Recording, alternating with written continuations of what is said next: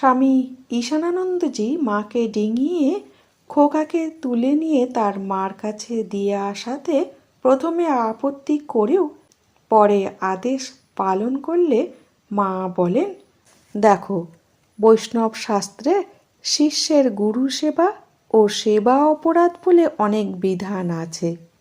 গুরুকে লঙ্ঘন, তার ছায়াকে লঙ্ঘন, গুরুবাক্য লঙ্ঘন, তার ব্যবহার করা জিনিস পর্যন্ত লঙ্ঘন করাকে একই পাপ বলে।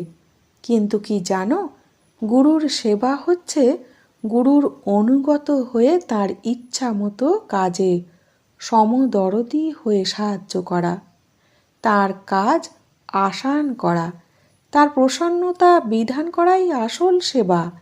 অহংকার বশে তা না করে উল্টো করলে গুরু রুষ্ট হন।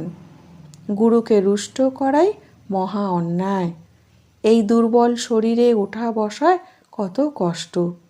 আর কথা মতো ইঙ্গিতটি বুঝে নিয়ে তৎক্ষণাৎ কাজটি করলে সব হাঙ্গামা মিটে গেল।